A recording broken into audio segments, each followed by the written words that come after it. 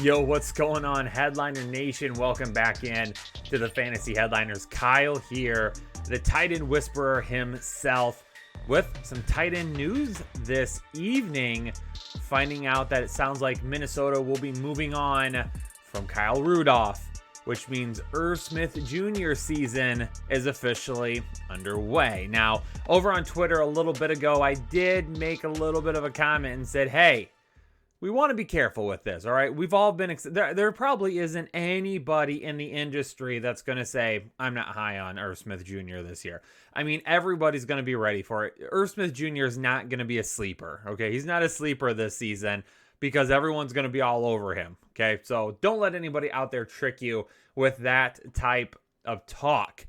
But the one thing I will do is I'll just caution you as to how high you go. So I want to give you some best and worst case type scenarios with where Irv Smith Jr. may end up in 2021. So let's jump into it. Let's talk a little Irv Smith Jr. and see what he's got in store for us.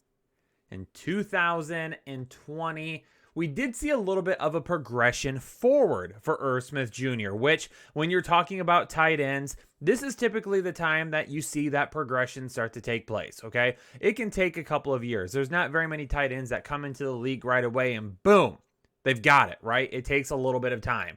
Irv Smith Jr., really last season, there was a couple of games where he scored 2 touchdowns each, kind of leading to those 5 touchdowns overall. 43 targets, 30 receptions, 365 yards, 5 touchdowns.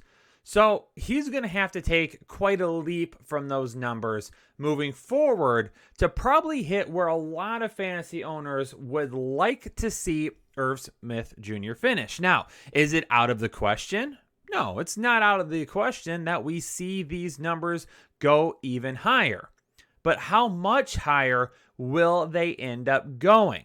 Well, we really got to take a look at the target distribution. I think that's going to be a little bit of a key as to what we potentially see this coming season. The 2020 target distribution for the Minnesota Vikings played out as you see there. Jefferson led the team with 125 targets as a rookie, then Thielen coming in with 108, Dalvin Cook is 54, and then Smith and Rudolph right there next to each other at 4 and 5 at 43 and 37. Now, I would expect that you're going to see something similar this year for Jefferson and Thielen. I cannot imagine that both of these guys will not get 100 targets once again. So those guys should be right about that same area. Dalvin Cook, I would expect him to probably be in the same area as well. We should see around 50 targets for Dalvin Cook in the passing game. Now, it is possible that Rudolph's 37 targets from last season now being vacated just automatically go to Irv Smith Jr. It is feasible that happens, putting him right around 80 targets on the season. So I thought to myself, let's take a look back at Coach Zimmer, who's been around since 2014. Let's take a quick peek and see what it has really looked like in his coaching history in Minnesota with the tight end position. Now, he's had some different offensive coordinators. He's switched in and out of offensive coordinators, and really that's going to probably play kind of a hand in what happens. But it's interesting to see if there's any trends with the head coach himself, and there is a little bit of a trend. Outside of really 2016, which to me is an outlier, where Rudolph was the main tight end. So 15, 16, 17, 18, Rudolph was the main guy. Then the last 2 seasons, Smith and Rudolph have kind of split a little bit. The last couple of seasons, the Minnesota Vikings have run 2 tight end sets right around 17 to 20% of the time. I thought that number was going to be higher in 2020. I honestly did. I was a little bit lower on Adam Thielen. I was not nearly as excited about Justin Jefferson in year 1 as I was long term, because I really thought Smith and Rudolph were going to take a step forward and be a much bigger base of weapons in that offense, and it just didn't end up happening. But as you see, there is a trend here. I mean, 2020, 80 targets combined. 2019, 95 targets. 82 and 18, 85 and 17. Rudolph in 2016, a pretty big outlier year with 132 targets, and then Rudolph with another 73 in 2015. So really, from what we've seen, we're really going to be kind of in this 80 range in terms of targets for tight end. And don't forget, too, if the Minnesota Vikings decide we are going to run some 2 tight end sets this year, Tyler Conklin last year did have 26 targets on his own. Now, Conklin really didn't do anything unless it was those games where Irv Smith missed or where Kyle Rudolph missed. He wasn't really doing anything when those 2 guys were healthy and on the field.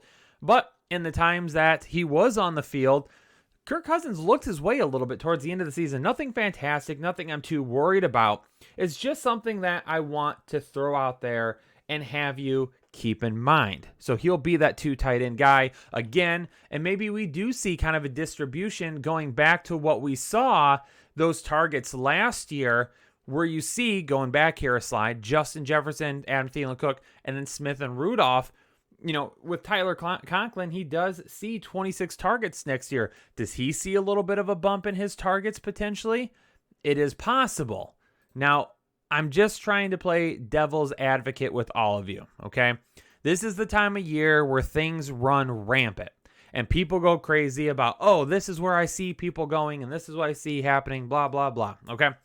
I always try to be pretty fair when I try to do a projection. When I try to project out for the next season, I use several different areas to kind of key on what type of a projection could I see happening. And with this one, I tried to be pretty generous with Irv Smith Jr. because I do think he takes another step forward. My main concern is that the Minnesota Vikings don't really go all in on the 2 tight end sets or don't go all in with Irv Smith Jr. I mean, like I said, I was hoping we'd see it last year. We didn't really see it last year with either Rudolph or Irv Smith Jr. Another concern I have is you've got 2 dynamic wide receivers on that team that are going to basically warrant 100 targets each on their own. And you've got a dynamic running back that's going to warrant around 50 targets on his own as well. So what I did was I went over the number that you see right here on Zimmer's history. And I said, what are we going to see target-wise? And at first I was going to give him right around 80 targets because that's what we've been in the area of. But I said, what's the average? What's the average tight end target that we've seen over the course of Mike Zimmer's history in Minnesota? Well, those targets come out to about 90 targets. To me, that is a little bit on the higher side. Okay? So I will say there's going to be some wiggle room for these numbers to come down a little bit. Well, if he gets 90 targets and he's right around that 70% reception percentage, okay, this year it came down a little bit. Last year in 2019, we were at 73%. It came down to below 70% this season. So it kind of split the difference. I said, what if we see that 70% catch percentage again? If you're catching 70% of your balls, you're going to have about 63 receptions on the year. Included with that, Irv Smith Jr. made a big leap in yards per reception this year at around 12 yards per reception. I definitely think that is sustainable for him. When you've got a guy like Justin Jefferson that can stretch the field, when you've got a guy like Adam Thielen who works well over the middle of the field, when you've got a guy that you got to pay attention to in the backfield, and Dalvin Cook, it's going to give Irv Smith Jr. a lot of mismatches, and it's going to give him a lot of open space. 12 yards per reception, I don't think is out of the question whatsoever. This is absolutely a guy that can give you those type of yards on any single catch. So I went about 12 yards per reception again. And then last year, he averaged a touchdown every 8.6 receptions. Now, again, his touchdowns came in bunches. 2 games where he had 2 touchdowns.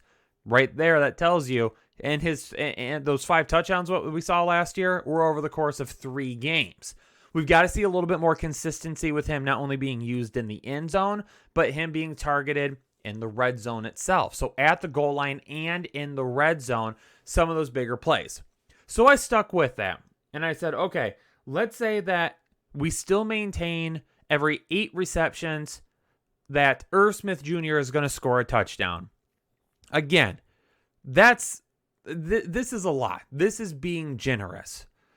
But this is the type of upside that Irv Smith Jr. warrants, but it's why I want you to be careful, because I think you're going to see some type of numbers where people not have the guy particularly this high, but are saying he's a top 5 tight end.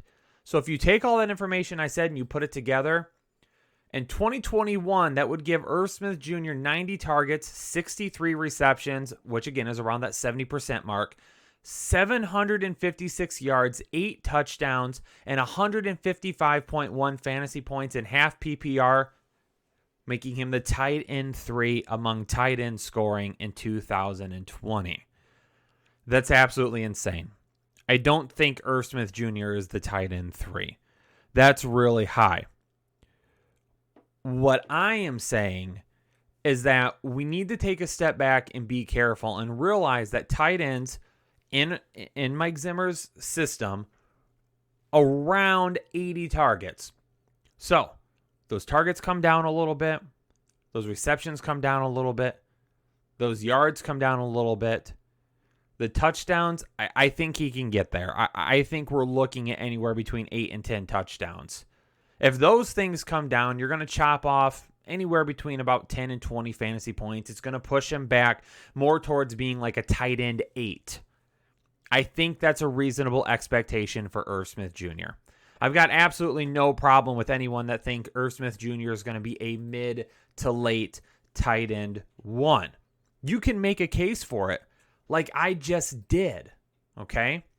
And that's why I want you to see that the range of outcomes for Irv Smith Jr. this year could be really, really wide. And I wanted to give you best case scenario. I wanted to shock you with these numbers, ladies and gentlemen, because I wanted you to go, oh, damn, look at what he could do.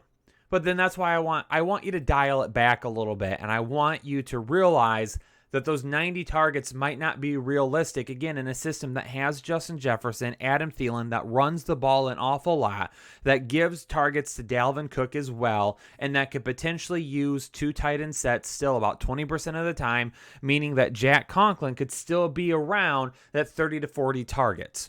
If that happens, 90 targets is probably not realistic for Irv Smith Jr. Now, me personally, before the news even broke of Kyle Rudolph, I had him as my tight end 13 in my way too early 2020 rankings.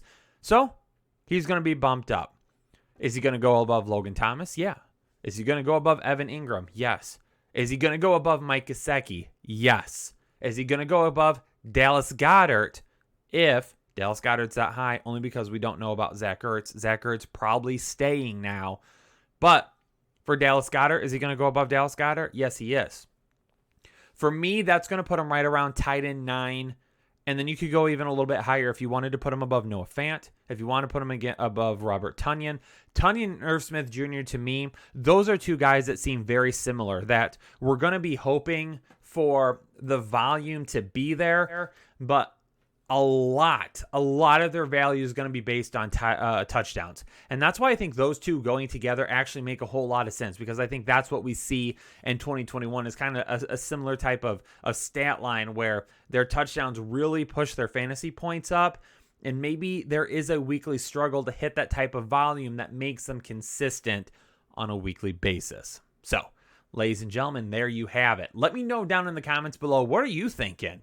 What are you hoping with Irv Smith Jr.? Do you think he can get that high as what those projections showed? Do you think he is more of a low tight end 1? Do you think he's even a tight end 1 still at this point? Let me know. And of course, if you appreciate that content, make sure you hit that like button before you get out of here. We always appreciate it. It's a great way to help us. It's 100% free. Share this out with your friends. Let them get a look at your boy Kyle talking about Irv Smith Jr. And as always, if you're new here, the Fantasy Headliners, hit that subscribe button. Become a part of Headliner Nation today. And don't forget, go over to Headliner U here on YouTube after this video is done and hit that subscribe button so you can see my boy Chris Chouse throwing out so much good, sweet college football information. Ladies and gentlemen, peace out. Stay safe, stay healthy. I'll catch you on the next episode of the Fantasy Headliners.